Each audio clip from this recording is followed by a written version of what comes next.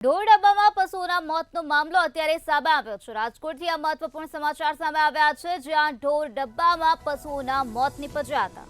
કોંગ્રેસના વસરામ સાગઠિયા ઢોર ડબ્બે પહોંચી ગયા। વસરામ સાગઠિયા સહિતના લોકો ઢોર ડબ્બે પહોંચ્યા હોવાની વિગતો સામે આવે છે।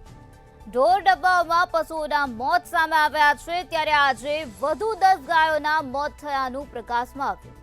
પશુઓને ખવડાવતા પાલામાં માટી હોવાનો આક્ષેપ કરવામાં આવ્યો છે। તો પૂરતા પ્રમાણમાં ખોરાક ન મળતા મોત નીપજ્યા હોવાના આક્ષેપ અત્યારે કરવામાં આવી રહ્યા છે।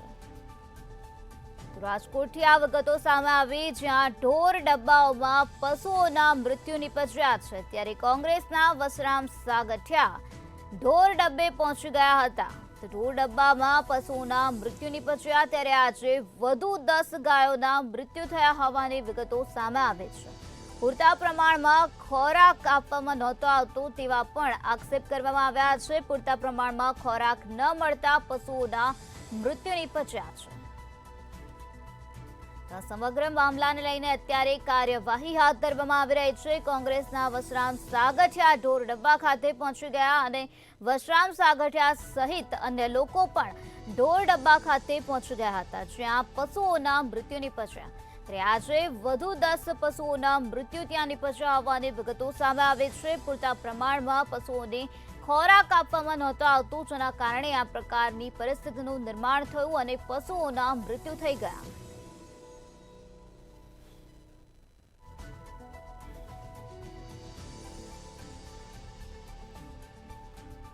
વસરામ સાગઠિયા સહિતના લોકો અત્યારે ઢોર ડબ્બા ખાતે પહોંચી ગયા છે અને આ મામલાને લઈને તપાસ હાથ ધરવામાં આવી રહી છે।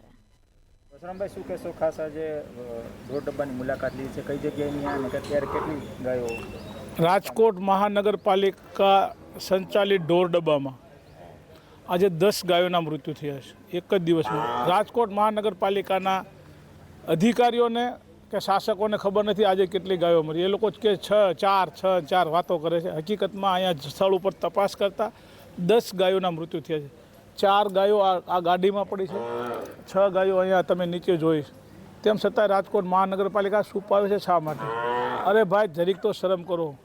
ગાયોને આ દેશમાં આપણે હિન્દુઓ ગાયને માતા કહેતા હોય। હિન્દુના નામે ગાયના નામે જે મત લઈને બેઠેલા ભાજપના શાસકોને શરમ લાગવી જોઈએ કે કમસે કમ ગાયોને મૂકો, ગાયોનું નીણ ખાઈ જાય, શમશાનના લાકડા, આવી હીન કક્ષાની પ્રવૃત્તિ કરતા અત્યારે બહુ શરમ લાગે છે। રાજકોટમાં આ ઢોર ડબ્બામાં જે ગાયોના મૃત્યુ થાય છે ભૂખમરાના હિસાબથી આ ગાયો તમે જો, નવી ગાયો આવી હોય 15 દિવસ પહેલાંની ગાયો જોઈ લીજો અને અત્યારની જે 1 મહિના પહેલાંની ગાયો જોઈ લો, ભૂખે ઢોર મરે છે। ત્યારે આ જ મુદ્દે વધુ માહિતી આપવા માટે આપણી સાથે સંવાદદાતા ધ્રુવ કુંડેલ જોડાઈ ગયા છે। જે ધ્રુવ, રાજકોટમાં ઢોર ડબ્બાઓમાં પશુઓના મૃત્યુ નીપજ્યા છે, આજે વધુ 10 ગાયોના મોત નીપજ્યા છે, શું છે વધુ માહિતી? ચોક્કસથી રાજકોટના 80 ફૂટ રોડ ઉપર આવેલું જે ઢોર ડબ્બો છે, ત્યાં પશુઓને ખવડાવવા માટે પાલમાં કહી શકાય કે મોટી ભેળસેળ છે તે સામે આવી છે અને ખાસ તો ખોરાક ન હોવાના કારણે ક્યાંક આજે ઢોરોનો છે તે મૃત્યુ થાય છે।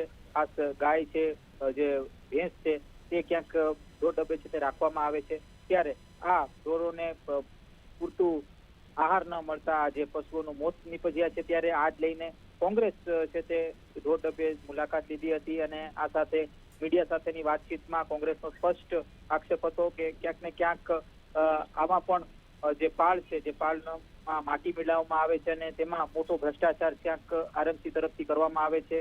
અધિકારીઓ અને પદાધિકારીઓ મળીને આ જે કહી શકાય કે આ પાળને જે કહી શકાય કે જે પાળ છે તેમાં માટી મિલાવે છે અને એમાં મોટો જે કૌભાંડ છે તે કરે છે।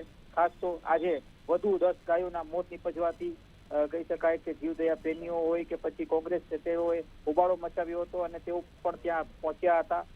કોંગ્રેસના વસરામ સાગઠિયા સહિતના જે આગેવાનો છે તે પહોંચ્યા હતા।